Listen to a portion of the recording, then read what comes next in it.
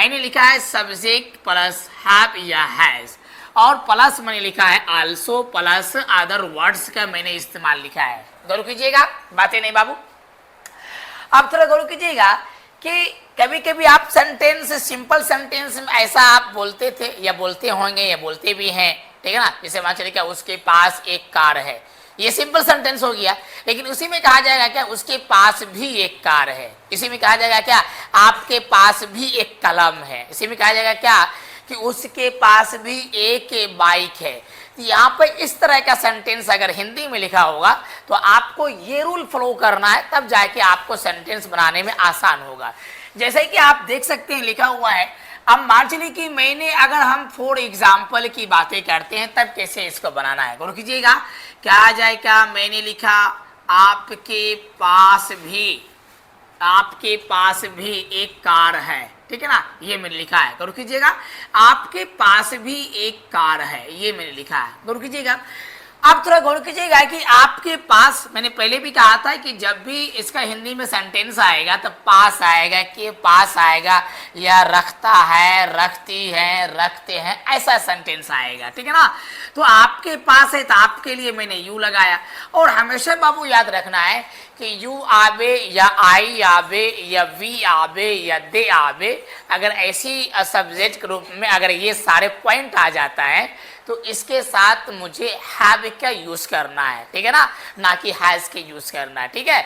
अब बताइएगा sir has के यूज कहाँ होगा, ही के साथ हैज के यूज होगा, शी के साथ हैज के यूज होगा, आपका इट के साथ हैज के यूज होगा, ठीक है ना। किसी व्यक्ति, पर्सनल एक व्यक्ति का नाम आ जाए, पर्सनल एक पर्सन का नाम आ जाए तो वहां पर हमको हैज के यूज करना है, ठीक है ना। अब थोड़ा गौर कीजिएगा, मैंने लिखा यू, तो यहाँ पर यू के साथ क्या लगाएंगे, हैव लगाएंगे। क्या लगाएंगे, हैव लगाएंगे, यू हैव। अब बताइए हैव के बाद मैंने आल्सो लिखा है, क्योंकि यहाँ पर भी लिखा हुआ है तो भी का मैंने आल्सो लिया है। आल्सो के बाद क्या करेंगे, एक कार कहता है तो मैंने लिखा एक कार लिखा है, ठीक है ना। फिर समझिए मेरी बातों को।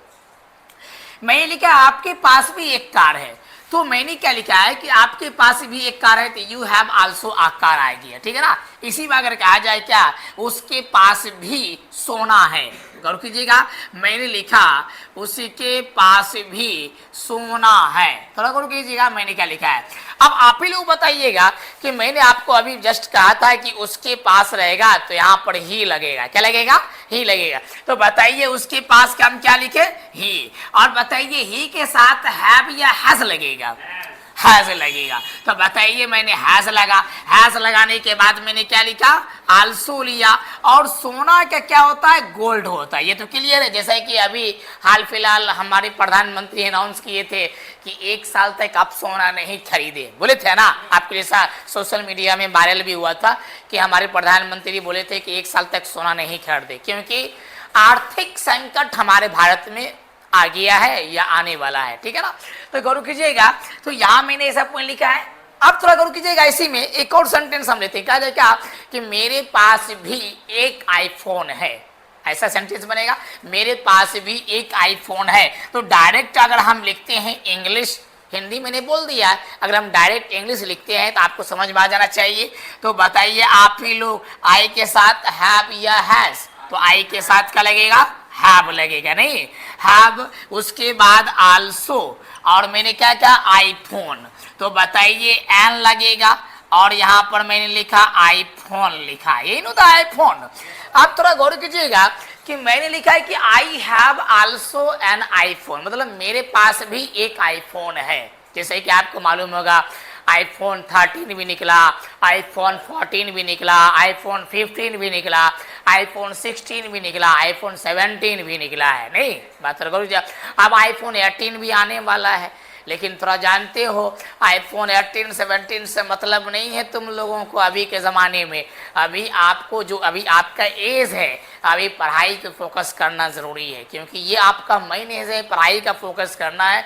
जो स्टूडेंट अभी इस एज में भटक गया वो भटक ही चला जाता है, फिर बाद में उसको पछतावा आता है कि मैंने मेन एज में जो पढ़ाई करना चाहिए उस एज को मैंने वेस्ट कर दिया है, ठीक है ना। आगे आइए, तो बताइए, एक मैं कंडीशन में नोट करके लिख देता हूँ, गौर कीजिएगा, इस साइड हम नोट करके लिख देते हैं नोट नंबर 1, अगर आई आवे या वी आवे या यू आवे या दे आवे एंड डबल पर्सन का नाम आना चाहिए, जिसको हम बोलते हैं डबल नाउन, ठीक है ना, डी और एन, डबल नाउन, वो भी कौन सा नाउन, कंटेबल नाउन, ठीक है ना, डबल नाउन कौन सा नाउन, कंटेबल नाउन।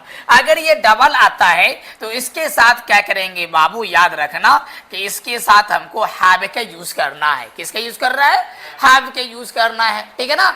अब ये कंडीशन नंबर 1 था।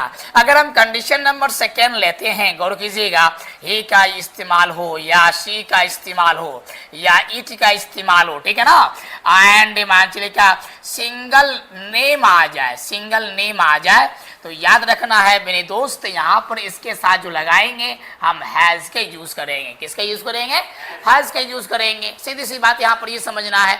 तो आज आपने क्या समझा, इसका रूल क्या था, सब्जेक्ट प्लस हैव या has plus also plus other words था। अब इसमें मैंने आपको एग्जाम्पल भी दिया, हिंदी भी लिखा कि आपके पास से भी एक कार है, तो आपके पास के मैंने यू लगाया, यू के साथ ऑटोमेटिक मैंने लिखा दिया कि यहाँ पर हैव लगता है, यू हैव आल्सो आया, कार में आपके पास भी एक कार है।